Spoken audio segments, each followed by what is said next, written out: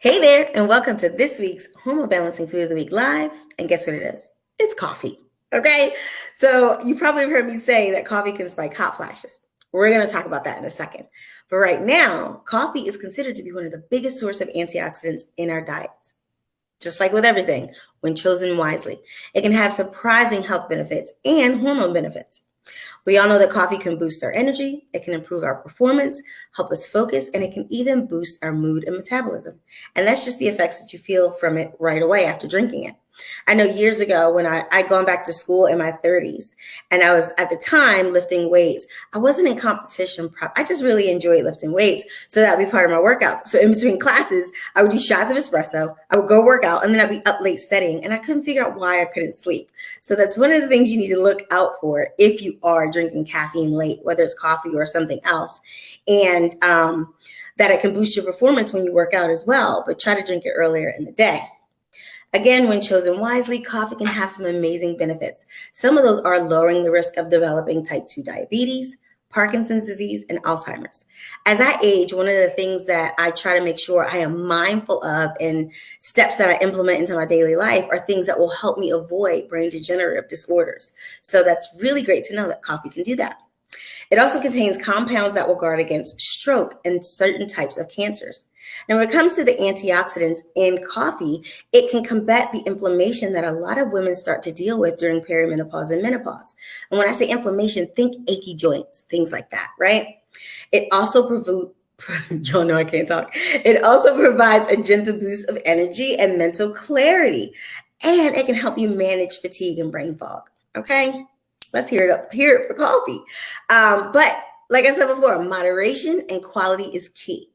Now, when it comes to the drinking recommendations, they say something like the upper limit of 3 to 4 cups a day, no more than that. But yikes, if I have more than 2 cups when I drink coffee, it would make me have anxiety. And that is one of the number one side effects of drinking a lot of coffee or caffeine, which is anxiety, rapid heart rate. Now, if you're in menopause, you know, or you may have heard of other women say that they have heart palpitations. So if you're drinking a lot of caffeine, it's going to exacerbate that symptom. It can also, like I said, cause anxiety, urinary issues, and insomnia. Remember, I said about I was drinking it after 3 o'clock and couldn't figure out why I couldn't sleep at night. So if that's some of the things that you're dealing with, pay attention to how late you're having your coffee. And it, as I mentioned before, it can also spike hot flashes in some women. There's a couple of things you can do about that, and I'm going to get into that in a few minutes.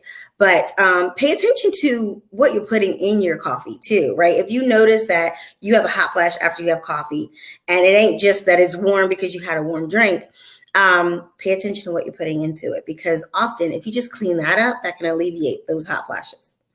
And if you decide to stop coffee suddenly, you'll have withdrawal symptoms, or some women will suffer with withdrawal symptoms, things like fatigue and headaches. So if you're going to stop, I would suggest weaning yourself off, especially if you drink more than 2 or 3 cups a day. Now, one of the things you can do if you are struggling with hot flashes and you want to test, because you may not want to give your coffee up just yet. So you can test it by selecting quality brands. You want to look for organic brands that are free from pesticides and chemicals, because if you listen to me, you know that they disrupt our hormone balance, right? You want to avoid heavily processed brands that have artificial additives and things like that. And one of the biggest offenders is Starbucks. Do some research on their processing procedures. They have one of the worst in the industry. And I'm even guilty. I used to love Starbucks. If you go back on my timeline years ago, I swore by Starbucks, and I was always talking about how I couldn't wait to get some Starbucks. And I still will drink occasionally coffee from them, but or actually I get my matcha lattes from them now. But that's only if I'm not at home, right? The majority of the time I'm going to make my stuff at home. You want to embrace brands that prioritize organic and fair trade practices, which have minimal processing, like Clean Bean or Pure Aroma. They're known for the commitment to quality and health. And that's really great to know, because then that means you don't have to give up coffee as being a part of your morning routine. It can actually become an ally in your journey through perimenopause and menopause. And it can enhance your overall well-being, right?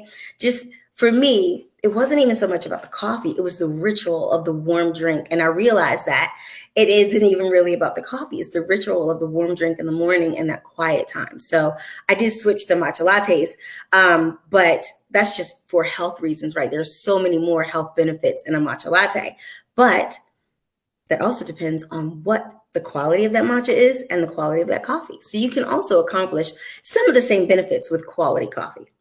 I personally, like I said, I don't drink coffee anymore. I did switch to matcha lattes. But when I used to get my coffee and I started switching to better brands, I would go to my local farmer's market. There is generally going to be either the owner or someone that works closely with their owner there. So you can ask about their processes and procedures. That way, you know you're getting what you think you're getting, right? Another really great option is mushroom coffees. They've become really popular.